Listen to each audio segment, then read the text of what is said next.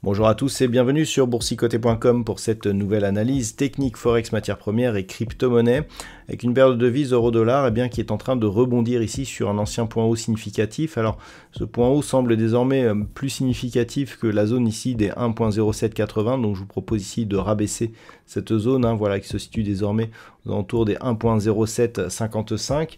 Donc on voit bien ici l'alternance de contact, on était résistant sur cette phase et puis on est devenu support. Donc globalement, même si on a bien affaibli ici la dynamique parce qu'on a bien cassé ici cette moyenne mobile 20 exponentielle, il est tout à fait possible que l'on reparte sur un mouvement haussier, mais qui sera peut-être un peu plus affaibli que ce qu'il ne l'était ici sur cette phase de dynamique. Par contre, en cas de rupture ici de la zone des 1.0756, on serait donc sur un niveau qui ne permettrait pas de valider l'overlap que nous avons. On risquerait de revenir au contact de la bande de Bollinger inférieure. Donc là, clairement, on serait plus sur un signal de changement de tendance, mais pour le moment, en tout cas, et on le voit aussi sur les indicateurs, on peut assister à une reprise du mouvement haussier. On a une petite phase d'excès temporaire ici qui est en train d'être corrigée sur le RSI dynamique, les histogrammes du MACD qui voudraient se retourner.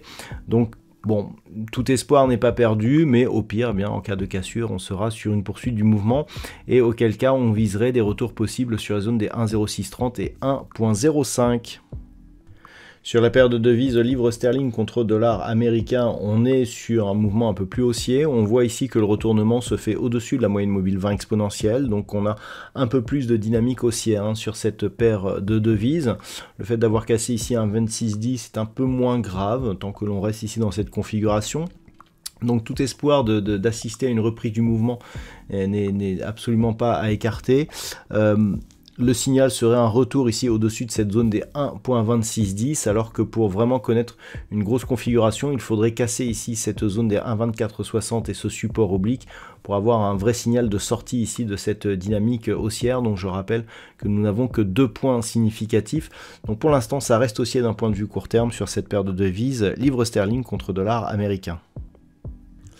Sur l'or, depuis l'envolée ici qui avait permis un nouveau record historique sur le métal jaune, on se stabilise bien au-dessus de cette zone des 2005 $ l'once. Donc c'est un signal assez important puisque cette zone avait été validée en tant que résistance et même auparavant. Donc le fait ici que l'on se stabilise après cette phase de consolidation et au-dessus de la moyenne mobile 20 exponentielle, va tout à fait dans le sens d'une poursuite du mouvement haussier malgré donc ce brusque retournement. On attend donc un retour ici, une confirmation de contact sur la zone des 2070 $ l'once et globalement, tant que l'on est au-dessus de cette zone des 2005 $ l'once, on reste dans une dynamique haussière potentiellement forte. Au niveau du brut léger américain, le WTI continue à évoluer d'une manière baissière puisqu'on a eu un nouveau plus bas significatif par rapport au précédent point bas d'hier. Donc on est toujours ici au contact de la bande de Bollinger inférieure. Suite à la cassure ici de cette zone des 71,20, je vous ai rajouté une zone intermédiaire à 67,50 $ le baril. C'est une zone secondaire qui pourrait nous donner quelques réactions en cas de poursuite du mouvement baissier, mais l'objectif c'est désormais cette zone des 64,40 tant que 71,20 n'est pas repris à la hausse. Donc on est toujours sur cette très forte dynamique qui avait été confirmée ici par le fait que les cours sur un rebond technique étaient venus s'appuyer ici sous la moyenne mobile 20 exponentielle. Et donc on en a la confirmation aujourd'hui avec des objectifs qui restent baissiers actuellement. Et enfin au niveau du Bitcoin, il semblerait là aussi que l'on soit toujours sur une poursuite de mouvement haussier. Nous avons connu une forte accélération qui est venue casser ici la zone des 40 500 $ pour un Bitcoin. On s'est arrêté un petit peu au milieu de nulle part puisqu'on n'avait pas vraiment de résistance autour de cette zone. On s'attendait ici à une poursuite en direction de cette zone des 45 700 $ pour un Bitcoin. Ceci dit, c'est des zones que l'on n'a plus cotées depuis maintenant pas mal de temps. On voit que ça se retourne au niveau des indicateurs, notamment ici au niveau des histogrammes du MACD qui n'avait déjà pas une forte amplitude.